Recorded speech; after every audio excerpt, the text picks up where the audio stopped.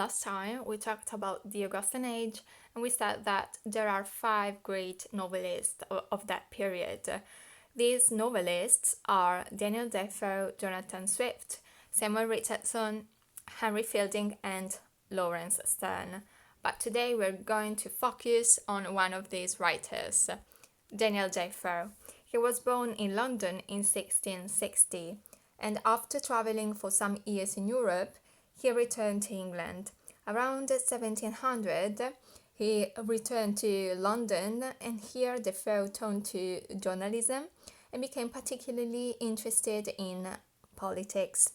In 1704, he founded and directed the periodical The Review, showing extraordinary qualities as a journalist.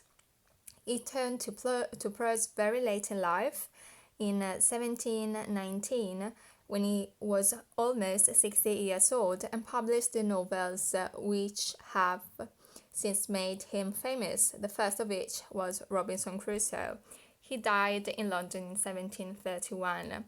His main works, his most famous works, are obviously Robinson Crusoe, written in 1719, then Maud Flanders, A Journal of the Plague Year, and Roxana. Today we're going to focus on his most famous novel, that is Robinson Crusoe. This novel is regarded as the first modern novel. Defoe based it on the true story of the Scottish seaman Alexander Selkirk, adding details on the time and setting and characters in order to make the story more realistic. Talking about the plot, the protagonist is Robinson Crusoe, who is a young man living in England and dreaming of going to sea.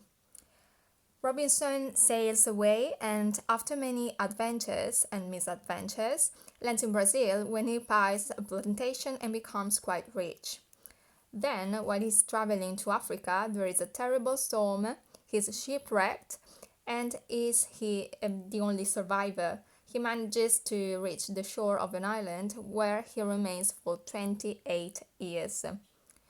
Most of the plot of this second part focuses on his life on the island, and it's written in the form of a journal. After several years, he meets the native Friday and lives with him. In the last part of the novel, Crusoe and Friday are taken to England. Here he marries, but when his wife dies some years later, he decides to go back to sea. Robinson Crusoe has become a legendary figure for different reasons. First, thanks to his hard work, determination, and creative skills. He battles to survive and he wins, becoming a builder, a hunter, and a shepherd. He also creates a shelter, eats, and works regularly. As Rousseau said, Robinson's life that could be turned into a drama of solitude appears as a perfect treatise of natural education. This novel is also important because it is an expression of European colonial aspirations, and it can be seen as a mirror of colonization, in which colonizers are convinced of their superiority.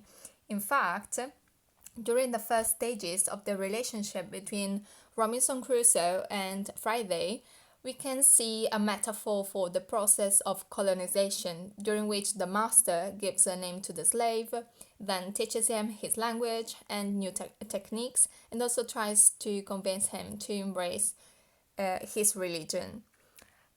But then, Robinson Crusoe is also a manifesto of economic individualism. Born into the middle class in England, Daniel Defoe expressed the economic and political aspirations of his class. In fact, Robinson Crusoe had a modest and secure life in England. Nevertheless, he lives in order to improve his financial situation and seek adventure.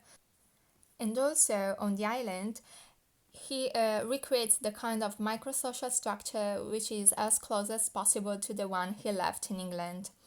This novel had a great success, and there are several reasons for this. First, it's an adventure story with an exotic setting. Then it's easy to read because it's written in a simple and clear style. Another reason is that the protagonist, Robinson, was a character with whom the reader could identify. And finally, there are continuous references to the Bible, and so the moral tone of the novel was a reason for his success in an age in which religion played an important role in an individual's life.